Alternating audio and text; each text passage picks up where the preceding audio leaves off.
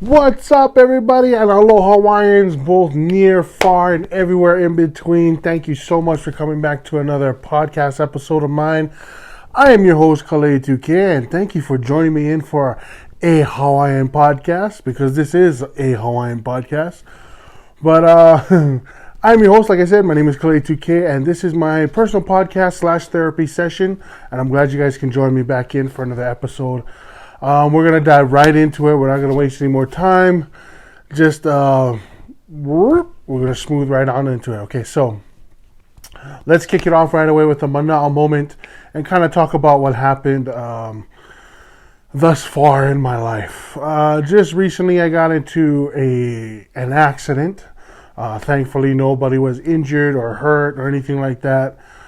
It was kind of scary. I was more so afraid of possibly hurting somebody. That was the biggest fear that I had, and it was nerve-wracking for me because after we got into the accident, we ended up the car ended up moving forward instead of staying at where the accident took place, coming out and talking with the driver or whatever. But as soon as the car hit, I tried my best. I moved over. The driver of the other vehicle kept moving forward, ended up going to her home. I ran out of my vehicle to kind of tell them to stop, don't take off, just so that we could, exchange information or whatever. I didn't know she was going to her house at this time. So she pulls off at her home. She's a young girl. I know the mom, which kind of messes things up.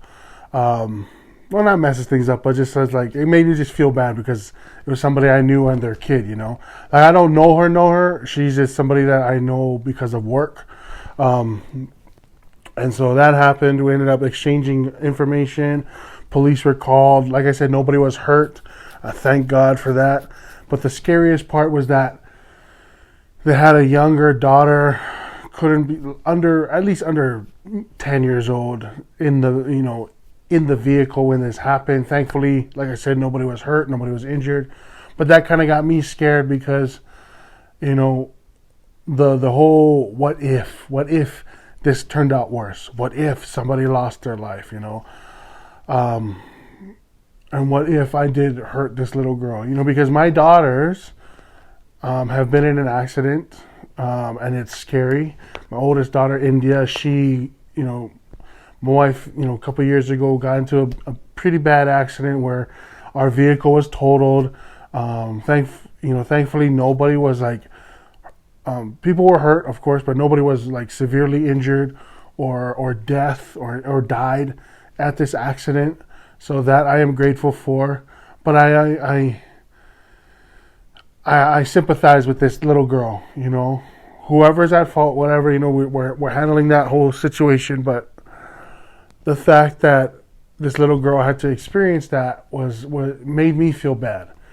I've been through my own car wrecks and whatnot, car accidents, and it's been scary for me. Thankfully, I had the most severe thing that happened to me is I had a scratch on my finger. That's it. Out of the car accidents that I've had, I've skidded off the road. At one point, I was a passenger in a vehicle, and I was a missionary at this time. The guy driving, my missionary companion that was driving, skidded, went up on a bank, and we ended up upside down in this vehicle. Luckily, I was laying back in my passenger seat. I was laying back enough where, thank God I did this, because when the vehicle hit the ground, it smashed all the way pretty close to where I was laying down. So if I had been sitting up, for sure my head and everything probably would have been crunched. But thankfully I was laying down pretty well, where the vehicle got crushed enough where, like I said, if I was sitting up, it would have taken my head. It would have taken my head down to my shoulders at least. But from that accident, upside down and everything, we were able to crawl out. Thank goodness, none of us died. None of us really got hurt. Because honestly, if that was me driving and, the missionary companion I was with did die because of my driving capabilities, I would have been so sad. I would have been crying. I would probably be so nervous I don't want to drive anymore. And it's crazy. There's just random things that happen that sometimes you cannot control the situation, but other times it's just all that, I don't know what to call it. I guess all that pressure, all that doubt, all that guilt would come upon me. So I'm just grateful for my personal accident that just took place. I'm grateful nobody got hurt. I'm grateful nobody got, had to go to a hospital or anything like that. We're handling situations the way it's supposed to be handled, and we're hopefully going to move out of this. And, it's rough for me because I got to see the same lady over and over again on my delivery route, so it's rough, but it is what it is. I'm just, like I said, I'm just glad nobody had to go to the hospital. Nobody got seriously injured. So thank God for that. Anyways, had to get that one out there. So let's go into the next thing. My kids had their dentist appointment. The very first one. The very first one. And they all got cavities. They all got bad teeth. No. My oldest daughter had to get some sort of sealant on her teeth or whatever. It's my younger two. My second child has to get caps, I think, in her teeth.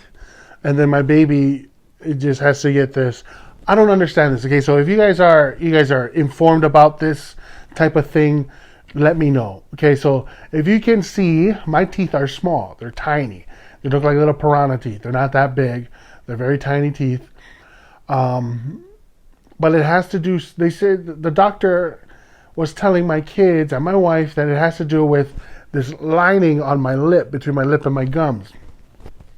That if they are able to cut that line, this like little string thing that, I don't know what it's called, between my gums and my top lip, if they were able to cut it as when I was a younger kid, my teeth would have grown to grow longer, or at least appear longer, right? Where my gums don't really grow as big as they are compared to my teeth. So you could say that my teeth and my gums, the ratio is 70% gum, 30% teeth. Okay? That same thing is happening with my girls. My girls have small teeth. So the doctor suggested, you should cut this and, it'll allow their teeth to come out more. It'll be more teeth than gum, basically. And I was kind of offended. I'm not going to lie. I was kind of offended. My wife was like, oh, yeah, so we're going to go get this done for them. We're going to have to get surgery on their mouths. So that means that, and it'll help them with their gaps in their teeth. Because I have small little gaps in my teeth that kind of make it a little bit spaced. So my girls have the same thing. And yes, they are beautiful. They are angels of God. They are just the most beautiful little girls that I've been so thankful to be blessed with. But the doctor's saying, oh yeah, it gives, he does this, does that. And I asked my wife, so is there anything wrong with it? Like, is this just a cosmetic thing, for them to appear nice? Or is it really like, is it a health issue? Because if it's a health issue, like, okay, if you have small teeth, that means that, you have this, bacteria holds on longer in your mouth, or, you're not able to do this and that. And she didn't really answer that question, or maybe she didn't think to ask that question to the doctors, whatever. But I'm slightly offended, of course, because I don't think I have a problem with my teeth. And she didn't say anything about, it being a health issue. It's more so of a cosmetic thing. And I'm just like, why? Then why do they have to get the surgery? Why? But in my wife's defense, She's like, Khalid, you want these girls to have nice teeth. You want them to, when they smile, they're not smiling gap smiles like you, because they're like, baby, you look at me. She's telling me like, you have a hard time taking pictures, and it's true. I love to smile, but I'm also somewhat ashamed of my teeth. There's no need for me to get any surgery now because I'm an adult. I'm a grown ass man and 30 plus years old. And I don't see the need for me to have that. But I thought about it this way. Like, if I could give my daughters a better, I guess, a better chance at a better smile, then I need to put my pride away and just let them have this surgery. And where we have my second daughter is scheduled to go and do this surgery soon. And she'll get her cavities filled or whatever, and then she'll get her little string, whatever, on her lip thing. That'll be removed. And they said that when her adult teeth come in, it'll grow longer and it'll be more full. So it'll be kind of more like my wife's teeth. She has bigger and nicer, whiter teeth that you can actually see, whereas mine, they hide behind my lips a lot. So, sore lips a lot. But as much as I want people to know that it's not a bad thing, it's just a cosmetic thing, I'm still going to get the surgery for my kids because I want them to have nice smiles. I want them to have, not gap-like teeth. Try and give them the best that I can offer, the best that I can do for them. And if that means that I got to pay for them to get mouth surgery, then so be it. But it's also another nerve-wracking situation because I will be at work during the time that my second daughter has this surgery, which means that, and we found out that she has to go into the surgery alone. Like, my wife can't sit in there with them. I can't, I can't take off of work at that time to sit in the room with my daughter, hold her hand as she has to go. She has to be put, has to be sedated, put to sleep a little bit, so that they can operate on her mouth. It's scary for us as parents because we want to be there for our kid, but at the same time, like, we can't. For my wife's situation, she can't leave the two other children out in the lobby while she's sitting inside the surgery room with my daughter. And I can't leave work because we're planning trips and stuff. We're planning to do certain things. And bills need to be covered. So it's rough. It's rough on us. But what I love so much about our girls is when we talk to them and we share what's going to happen and we're straight up with them. To be honest, when we first had to tell my second child that she was going to get surgery, we were just being straight up with her. And she was crying. She was like, Mom, please don't. No, I don't want to do this. I'll brush my teeth. I'll floss my teeth. No, I don't want to do that. And she's scared, and I get it. And it hurts my heart.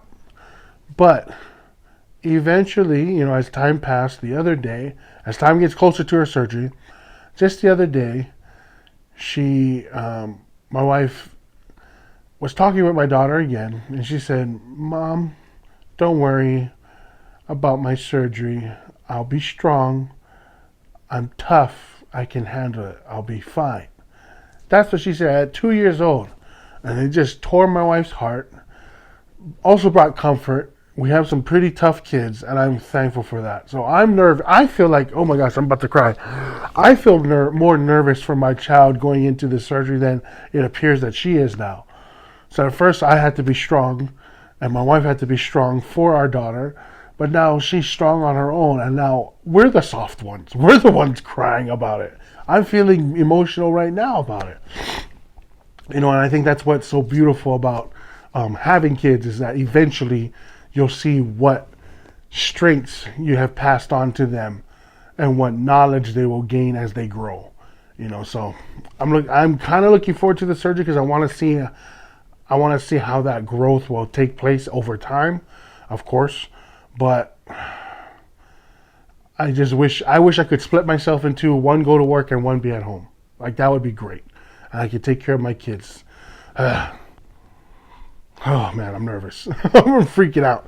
Anyways, so we're gonna keep moving on. The next part of the Mana'o moment is, now this has been going around crazy that Dave Chappelle was attacked on stage by a man who apparently had a weapon and a weapon, brandished a knife and had a gun on his person, and he came on stage and attacked Dave Chappelle. Of course, he got beat up afterwards, and people were there to protect Dave Chappelle at all costs. And I just got to share my thoughts on this. This is why. First of all, you came to a comedy show to laugh your ass off, not to attack Dave Chappelle. You are trying to attack an African American man, a black man, who is not only funny as hell, who is not only paid his dues, did his time, made crappy movies that he knows he made crappy movies, but made America laugh time and time again. You are trying to attack this black spokesman, comedian, national black monument. Like he has so much to offer the world, so much that he has given to the world, so much that he talks about, shares about, and wisdom and knowledge through comedy, through his perspective, and you're going to attack this man. And you thought that you weren't going to get away with it? You thought, I mean, first of all, you thought that you were going to get knocked out for that? You thought that you were going to attack this man, okay? This national monument protected by God and his people. And you thought you were going to walk away like nothing was going to happen to you? On his platform, on his most sacred of all things that he does, on stage, his home. That's his home. That's his platform. That's his pedestal. His throne is the stage. You're going to attack him on his throne and thought that you could get away with it? Man. So the story goes that they ended up chasing this guy. Jamie Foxx came out there with a sheriff's hat on. They met the guy in the back and just destroyed him. Apparently broke his arm. Dave Chappelle even came back and said, man, I've been doing this for 30 plus years. I just went in the back and kicked the fool on the ground. I'm just paraphrasing because I don't know word for word, but he was protected at all costs, as he should be.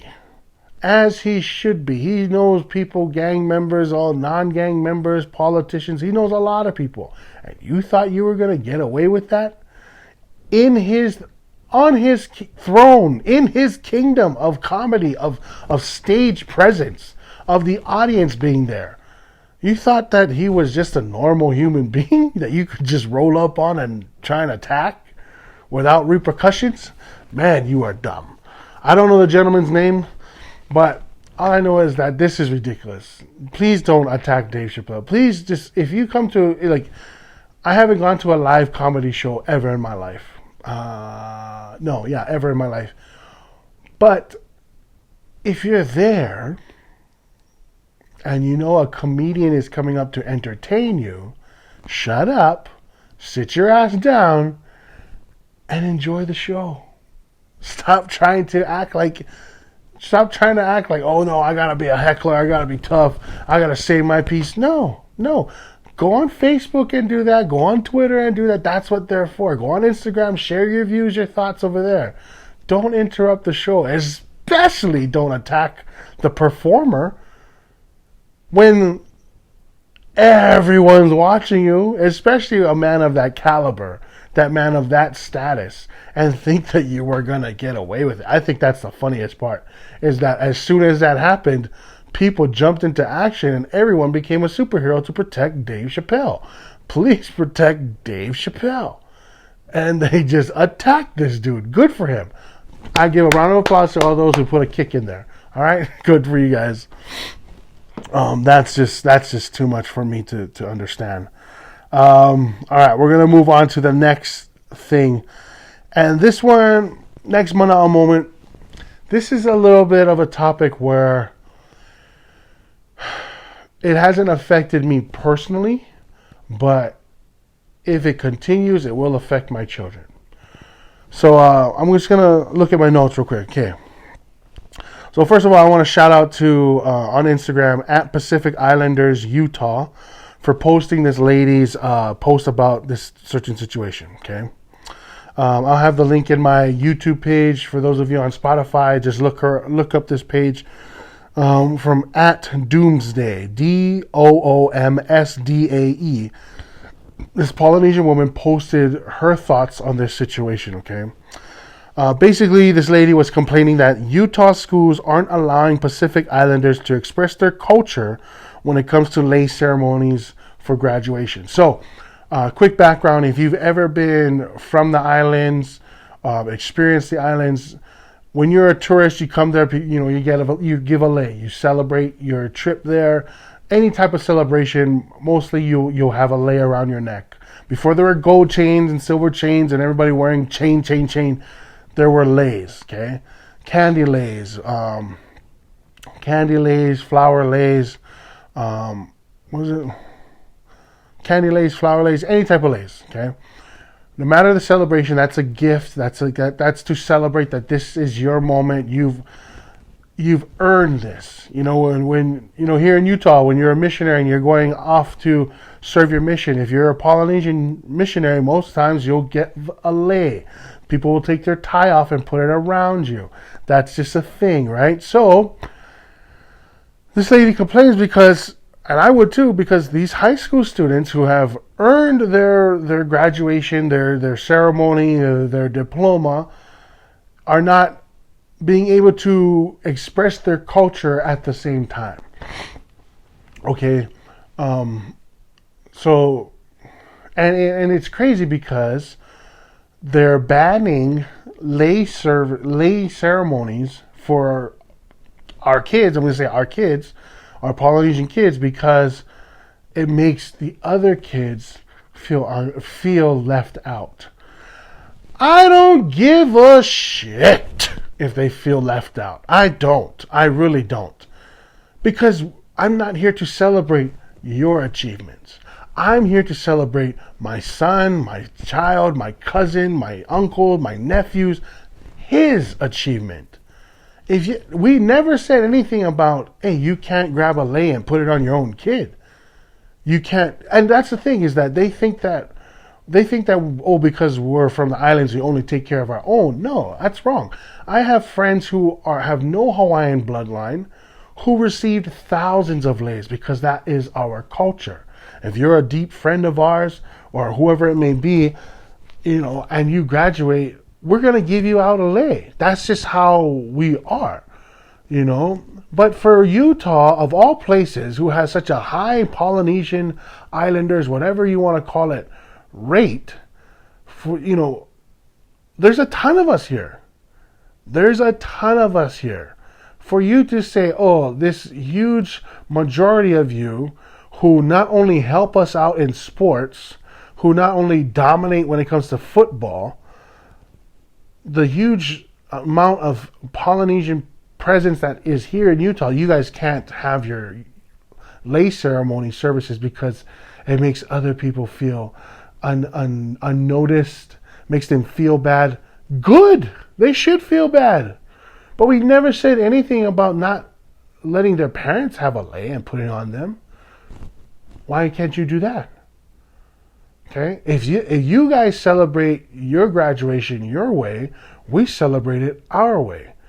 But you're excluding a part of the student that makes the student who he or she is. Okay? They are not just, for example, a student of Bishop High School. Okay? I'm just making up a high school. They're not just a student of Bishop High School. They are Kamakani, Kuali'i, Kanakaole, whatever. Then they are a student of that school. It's what they learned growing up as a child, the culture that they were brought up in. That's who they are when they graduate.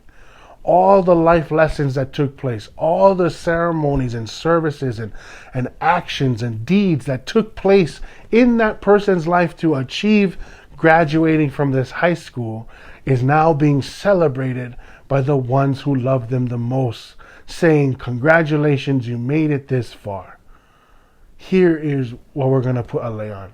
So what are they going to tell us next when we have burial services, when we have funerals? Oh, you can't put leis on the funerals because it makes the other dead people feel offended. Who gives a shit? It's not about them. I don't care if you don't want to. You know what I'm going to say to Polynesians out there, anybody out there? Bring all the leis now. Every leis for no excuses. Just give your kid 10,000 leis. What are they going to do? Take the leis from them? I dare the high school security to try and steal leis off of Samoans and Tongans and Hawaiians while they're doing their graduation. I dare them to. Because there's not enough security there to protect every single kid. Okay? But there's a lot of Polynesians showing up for graduation. I'll tell you that right now. Okay? And you think you're going to take auntie or grandma's leis off of their baby in a Polynesian household? No, you let that go. You better let that go. I want to see them try. Okay, if it was me, if it was my kid and they told me, oh, you can't bring leis in, okay, I'll buy 100 leis. I'll have family make me 100 leis and I will put them on my kid. And then if you try to tell my kid, oh, you can't be wearing that, why? What's wrong? What, am I hurting somebody? Is it hurting somebody? Is it causing pain on somebody else?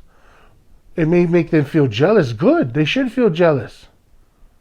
This is my culture. This is who I am. I worked hard to get here and now my family is celebrating me. That's what it's symbolizing. All right. So for all of you who are listening, who may be listening on Spotify, whatever platform you're listening to, buy 1,000 leis. Put them on your kid. Because I guarantee you there's going to be more 6'5", 6'8" giants, Polynesian blood walking around there. Security ain't going to steal everybody's leis. What you going to do? Steal their leis? Come on. You're going to try to take a Tongan lei away from a Tongan kid who earned the right to earn that lei? That's an earning. They earned that. Sweat, blood, tears. 18 years total of just life for that one moment, for one day, not even a whole damn day, for a couple hours, till their neck snaps because of all the leis. Okay, I had leis up to here where you could only see my pupils. Okay, before there was COVID masks, there were high school leis that would come up to your eyes, and that's all you could see. Trust and believe, and then you would have them. There was so much. That's just love. That was love. That's what it is. It's love that's celebrated. Okay? That's what it is. It's about celebrating. And honestly, if you have who had their child like, oh, I wish I had leis. We never said you couldn't have one. We never said go call your family and, just because your uncles them don't show up with something to give you, it doesn't have to be a lei. Give them balloons. Hell, give them money. Give them whatever you guys want to give. That's the thing this is a sign of us as a culture giving all the celebration we can give to our children who have earned the right to graduate. Okay, so I'm not going to keep repeating myself. That's just how I feel about it. Okay, we're going to get into the comments now. One lady commented on the post. One person said, silly, really? They can do that? Wow, I'm speechless. Especially up here in Utah. It doesn't make any sense. This other lady commented and said, I'm part Samoan, but I encountered this when I graduated from Murray, Utah. Though they did relentlessly allow me one lei, but it's not okay. My son will graduate in the future in Jordan School District. I would love for him to be able to wear what represents a part of him. It does not hurt anyone. I hope they wake up with their attitude, talking about the school district. I'm sorry this is still happening. This other lady she said, our school implemented this the year my nephew graduated 7 years ago. So ridiculous. Who was the mom who complained? Which kid actually felt left out on graduation day? Or were they just excited to graduate and it was only their mom that felt left out more than the kid did? She was more hurt by it than the kid. I'm certain that's how it went. And this lady who left this comment appears to be white. That's what it looks like in her pictures. She appears to be white. So there's no excuse. Okay, if you're hurt, if your butt hurt because you can't give your kid a lay, do you think that kid cares? That kid never looked forward to getting a lay to begin with. Let me put it that way. This kid never looked forward to having a lay from the beginning. Okay? All us Polynesian kids knew, okay, we're gonna graduate, we're getting lays. We gonna get laid. Okay, this is what it happens. This is what it is. This is just life. We're gonna get this. But we have to achieve it first. If your kid never expected that to happen, what's the problem? I see no problem. Was there an accident? Was there a situation? If your feelings are hurt, if your child graduates from high school and is hurt because he didn't get a lay, tough shit. Okay? That's just a life lesson. You can work your ass off and still nobody will celebrate it. Okay? That's just how life goes. You might help a corporate law firm win a huge case. Okay? They might not celebrate it. They might just shake your hand and be like, congratulations, and walk off.